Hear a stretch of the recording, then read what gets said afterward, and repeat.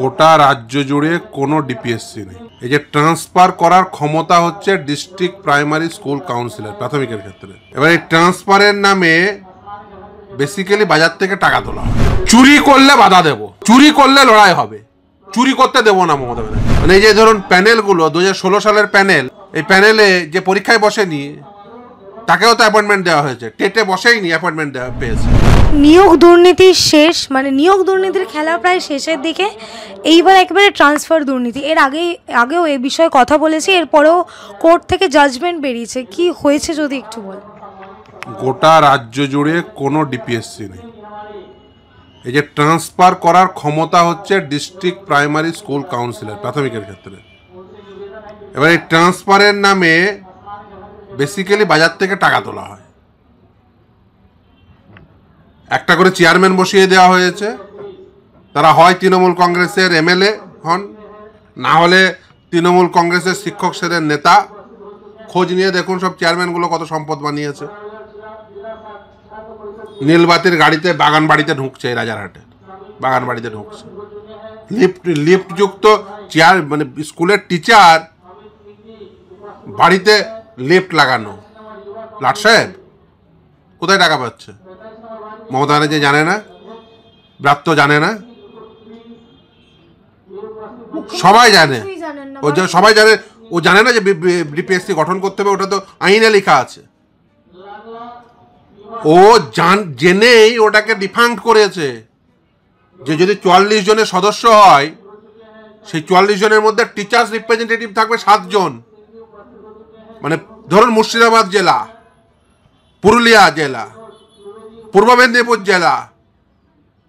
মুর্শিদাবাদে যদি ওই টিচার্সদের মধ্যে ভোট হয়, বেশিরভাগ সব সিপিএম মনস্ক শিক্ষক যাবে ডিপিএসসিতে।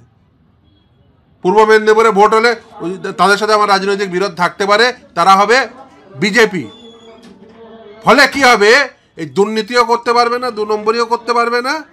আর এই আরে এত চিৎকার করছে, ফলে এই যে ধরুন আমি বলছি যে সাধারণভাবে কি হবে, তাহলে এই যে ডিপিএসসির মাধ্যমে যে নিয়োগ হবে, ডিপিএসসির মাধ্যমে যে ট্রান্সফার হবে, সেখানে দুর্নীতি করা যাবে না। মানে এই যে ধরুন প্যানেলগুলো 2016 সালের প্যানেল, এই প্যানেলে যে পরীক্ষায় বসেনি তাকেও তো অ্যাপয়েন্টমেন্ট দেওয়া হয়েছে, টেটে বসেইনি অ্যাপয়েন্টমেন্ট পেয়েছে। টেটের লিস্টেও নাম নেই, ডিপিএসসির লিস্টেও নাম নেই, বোর্ডের লিস্টেও নাম নেই, এরকম লোক অ্যাপয়েন্টমেন্ট পেয়েছে। তাহলে এইগুলো যখন এই ডিপিএসসি থাকতো 44 জনের সদস্য, যেই প্যানেলটা পড়তে পারে অমুকের বেটা এ তো পরীক্ষায় বসেনি।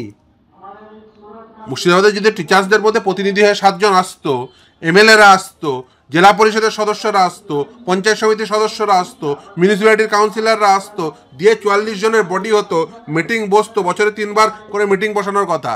মিটিং বসে যেই প্যানেলটা ফেলাতে ওদারে অমুকের বেটা একে তো চিনি, ও তো ওই তৃণমূল নেতার সাথে ঘুরে বেড়ায়, ও তো পরীক্ষায় বসেনি, টেটে বসেনি, তো কি করে চাকরি পেল? এই অবজেকশনটা হতো। এই জন্য মমতা ব্যানার্জি কি করেছে, ওই সব ডিপিএসসি গুলোকে সব ডিফাঙ্ক করে দিয়েছে, দিয়ে মাথায় একটা করে চেয়ারম্যান বসিয়েছে। কে তারা? এই বর্ধমানে চেয়ারম্যান কে ছিল? তৃণমূলের এমএলএ আগে ছিল, হয় শিক্ষক সেলের নেতা, না হলে এমএলএ। এদেরকে সব চেয়ারম্যান বানানো হয়েছে। আজকে এই খবরের কাগজ, একাধিক খবরের কাগজে শিক্ষকরা বলছে, এই যে বলেছিলাম না যে এবার দুর্নীতি, ট্রান্সফারের দুর্নীতি বের করবো। যা যে এর আগের ইন্টারভিউ বলেছি, ডিপিএসসির নেই, চেয়ারম্যানের মাধ্যম দিয়ে ট্রান্সফার হচ্ছে। চেয়ারম্যানের ক্ষমতাই নেই, ওটা ডিপিএসসির ক্ষমতা। চেয়ারম্যান, সেক্রেটারি এরা সব ট্রান্সফার করছে। সেক্রেটারি ক্ষমতাই নেই, সেক্রেটারি ডিপিএসসির মেম্বারও হয় না, আর ঢপবাজি দিচ্ছে। এই কাণ্ড হওয়ার পরে আমি 2024 সালে প্রথম আসমা আলমের মামলায় প্রথম ধরি, আরে এ তো ডিপিএসসি নেই, ওরা কাগজ নথি নিয়ে এসছে, বলছে এরাই মেম্বার আছে, এখনো কন্টিনিউ করছে। যে নথিতে দেখাচ্ছে, বলছে কন্টিনিউ করছে, 2011 সালে গঠন হয়েছে সেটাই কন্টিনিউ করছে। মানে সিপিএম এর যে এমএলএ গুলি করে তাকে 2016 সালে মেরে দিয়েছে, 2024 সালে নথি এনে দেখাচ্ছে, বলছে এই তো এরাই কন্টিনিউ করছে। আমি বললাম কি স্বর্গ না নরক যেখানেই বাস করেছে সেই সিপিএমের এমএলএ, সে কি নরক থেকে নেমে এসে বা স্বর্গ থেকে নেমে এসে মানে ডিপিএসসি মিটিংয়ে বসে নাকি? এই আসানসোল সেখানে তাকে গুলি করে মারা হয়েছিল। এই অবস্থা তৈরি করেছে মমতা ব্যানার্জি, ঢপবাজি, মিথ্যাবাজি। এখন এই যেই ধরা পড়ে গেছে, আমাকে কালকেই আমি এবিপিটি এর অফিসে গেছিলাম, সেখানকার যারা টিচার্স প্রতিনিধি ছিল তারা বলল এই আগস্ট মাসে, লাস্ট আগস্ট মাসে ধরা পড়ে যাওয়ার পরে সব ডেকেছে, আগে যারা টিচার্স প্রতিনিধি ছিল একটা মিটিং বুকে সই করো। ও 2 নম্বরে আমাকে বলে গেছে, 2টা দেখাবে, বলবে এই তো মিটিং হচ্ছে লাস্ট ইয়েতে আগস্ট মাসে। বছরে 3 বার করে মিটিং হয়, 2011 সাল থেকে মিটিং বই নিয়ে রেডি করে রেখো। আপনারা সবকিছুতে বাধা দেন কেন? বামপন্থী আইনজীবীরা সবকিছুতে বাধা দেন। চুরি করলে বাধা দেব, চুরি করলে লড়াই হবে, চুরি করতে দেব না মমতা ব্যানার্জিকে। তিনি চুরি করেন, বাজার থেকে টাকা তুলবে, ট্রান্সফারের নামে বাজার থেকে টাকা তুলেছে। ও চেয়ারম্যান কটার সব সম্পত্তির হিসাব নেক। মমতা ব্যানার্জিকে বলছি চেয়ারম্যান গুলো সব কটা সম্পত্তির হিসাব নাও। আর চেয়ারম্যানের বাগান বাড়িতে কে যায়, আমার কাছে ছবি আছে, বাগান বাড়ির ছবি সব আমার কাছে আছে। নীলবাতি ঢুকছে, সে ভিডিও আছে, সে ভিডিও আমার কাছে আছে। ফলে সাধু সাবধান, যা যা বাগান বাড়ি আছে, যা আছে জনগণ দখল করবে। কিন্তু এই সাধারণ শিক্ষকদের প্রাইমারি ট্রান্সফারে 1.5 লাখ 2 লাখ, হাই স্কুল ট্রান্সফারে 3 লাখ থেকে 5 লাখ, আর সব গাইনোলজিক্যাল প্রবলেম, সব গাইনোলজিক্যাল প্রবলেম। আর যে সমস্ত ডাক্তাররা এসব দিচ্ছেন এই গাইনোলজিক্যাল প্রবলেমের বলে, এরাও সাবধান হয়ে যান। বাবা মারলেও তো টাকা নেওয়া হতো, দুর্নীতি করে চাকরি দেওয়া হতো, চিরকুটে চাকরি দেওয়া হতো সে বেলায়। দেখুন, বাম আমলে যদি চিরকুটে চাকরি দেওয়া হয়, আমাকে নথি দিয়ে যান, একটা নথি আপনাকে। মমতাকে বলুন, আমি ও আইদার আমার চেম্বারে এসে নথি দেখ, আর না হলেও আমি ওর বাড়িতে গিয়ে নথি নিয়ে আসবো। বলুক কবে দেবে, আমি মামলা করে দেবো। মমতা ব্যানার্জির ওই মামলা আমি করে দেবো। মমতা ব্যানার্জি বলুক আমাকে নথি দেবে, মমতা ব্যানার্জি বলুক যে নথি দেবে আমাকে, কবে নথি দেবে বলুক। মমতা ব্যানার্জি মামলাকারী হবে। বামেদের আমলে দুর্নীতি করে চাকরি হয়েছে, মমতা ব্যানার্জি মামলাকারী হবে, আমি মামলা করে দেবো। নথি দেবে, কোনো অসুবিধা নেই, আমি মামলা করে দেবো। আর নাহলে মমতা ব্যানার্জি তো ওকালতিও পড়েছে, মমতা ব্যানার্জি নিজেই মামলা লড়বে, অসুবিধা কী আছে? যে ও মুখ্যমন্ত্রী হিসাবে পাচ্ছে না, ঠিক আছে, এই চিরকুটের নথি, এই হাইকোর্ট এই চিরকুটের নথি আইনজীবী হিসাবে অ্যাপিয়ার করে গেল, অসুবিধা কী আছে? আচ্ছা, একদিকে তো নয় নিজেই মামলাকারী হবে, ইন পার্সন অ্যাপিয়ার করে যাবে, অসুবিধা কী আছে? যে আমি মুখ্যমন্ত্রী হিসেবে অপারগ হয়েছে, আমি ইন পার্সন অ্যাপিয়ার করে বলছি এই চিরকুটের নথি, এই অমুক সিপিএম নেতা এই চিরকুটে চাকরি পেয়েছে, এই তার নথি, সার্ভিস টার্মিনেট হয়ে গেল। আচ্ছা, একদিকে তো নয় মুখ্যমন্ত্রী ট্রান্সফার দুর্নীতি সব, একদিকে যদি নিয়োগ দুর্নীতি, ট্রান্সফার দুর্নীতি, দুর্নীতির প্রসঙ্গে যদি আসি, আমাদের প্রাক্তন শিক্ষামন্ত্রী পার্থ চ্যাটার্জি তার আইনজীবী ও কার্যত আদালতে দাঁড়িয়ে বলছেন যে আমার মক্কেল যে এর সাথে যুক্ত, এর কোনো প্রমাণ নেই। একজন শুধুমাত্র তার নাম নিয়েছেন, বাকি যারা সাক্ষী দিয়েছেন তারা কিন্তু নেননি। কাশবের আইনজীবী কি বলেছিল? যিনি অ্যাপিয়ার করবেন তার হয়ে তিনি বলবেনই তো যে নির্দোষ। পৃথিবীর কোনো দোষী ব্যক্তির হয়ে যিনি প্লিড করেন বা যিনি অ্যাপিয়ার করেন, তিনি কখনো বলেন যে আমি আমার মক্কেল অত্যন্ত দোষী ব্যক্তি, জয় সাহেব তুমি সমস্ত যা ইচ্ছা শাস্তি দাও, এটা কখনো বলে?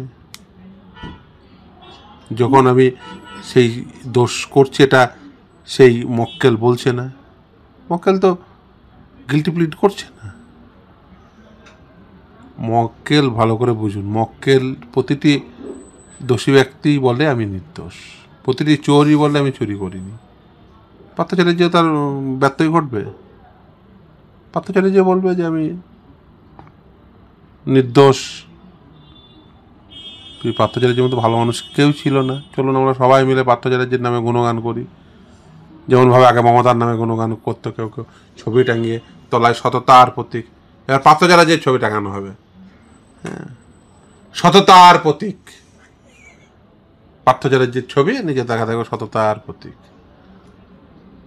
বেকারদের আইকন। আচ্ছা, পার্থ চ্যাটার্জিও তো গ্রুপ সি মামলায় জামিন পেয়ে গেলেন 90,000 টাকার বন্ডে, আর হাইকোর্টে একটি মামলা রয়েছে, শুনানি হয়ে গেছে, রায়দান বাকি, তাহলে তার জেল মুক্তিও হয়ে যাবে। জামিনই তো পেয়ে যাচ্ছে সেই লাস্ট অব্দি, জেল মুক্তিও হয়ে যাবে। দেখুন, আমাদের দেশে যে হোয়াইট কলার অফেন্সের এগেনস্টে যে শাস্তি, সেই শাস্তি পর্যাপ্ত নয়, প্রথম। দ্বিতীয় হচ্ছে, এই তদন্ত সিবিআই এবং ইডি করছে। সিবিআই এবং ইডিকে পর্যাপ্ত নথি দিয়ে এই ট্রায়াল সম্পন্ন করতে হবে, এবং সেটা যদি না হয় এবং তারা যদি শাস্তির বিধান না করাতে পারে, মানুষের গণতন্ত্রের প্রতি আস্থা কমবে, কমে যাচ্ছে তো দাদা। এটা অত্যন্ত দুর্ভাগ্যজনক।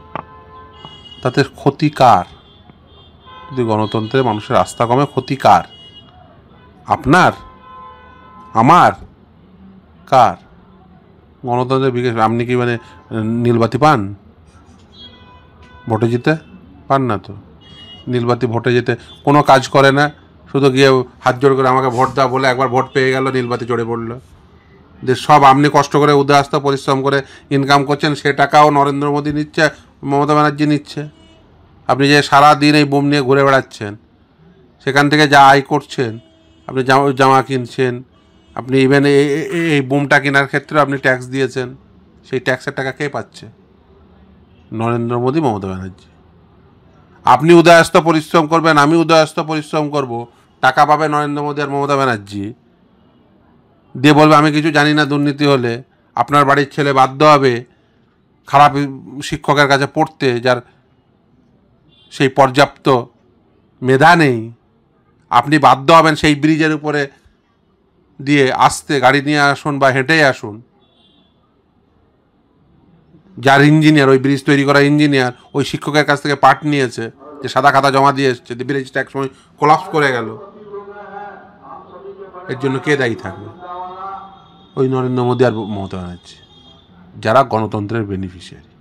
দাদা একেবারেই শেষ প্রশ্ন, সৌরভ গাঙ্গুলি ক্রিকেটার, শিল্পপতি, তিনি এখন একেবারে নতুন অনলাইন পোশাক বিক্রির ব্যবসা শুরু করবেন, শালবনি কোথায় গেল?